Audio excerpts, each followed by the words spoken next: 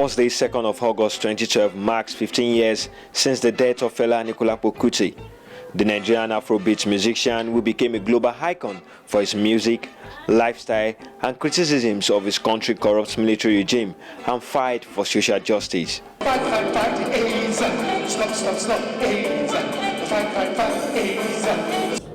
It's not about my father. It's beyond him. It's beyond Kwame Nkrumah. It's beyond.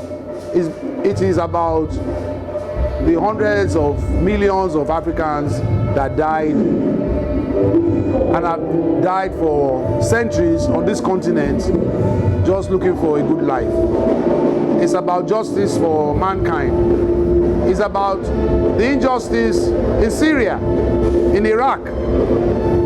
It's a global issue of mankind oppressing one another for wealth, for corruption, greed. And my father is just part of this big story that many people have died for. We don't even know their names. Made big sacrifices everywhere, in China, in Japan, fighting against oppression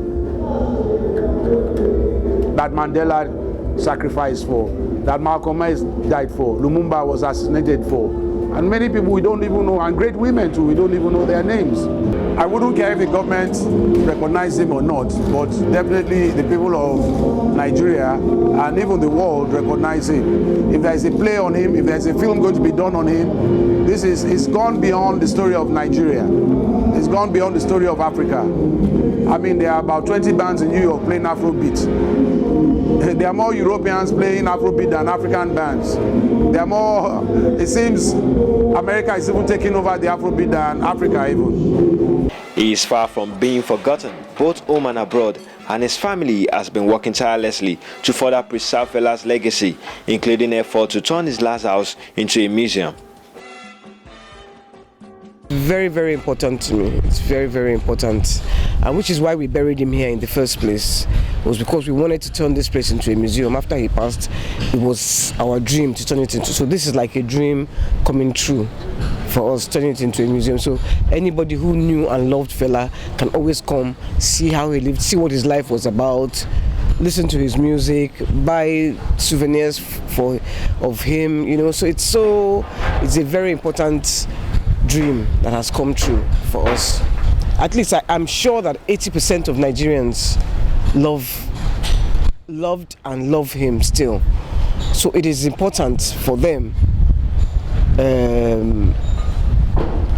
I know how it has been Fela's daughter. I know how I get love from people just because I'm Fela's daughter.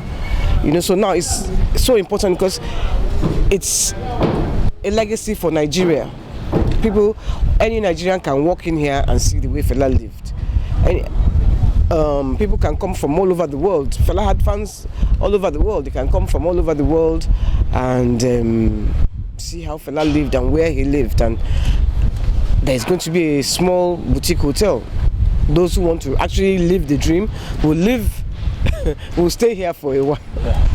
You know? Yeah. Fela legend in some ways grown since his death in 1997, especially following a recent Broadway musical about his life that drew rave reviews.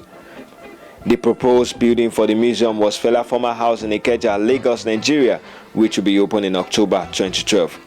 Taiwo Adeleke reporting.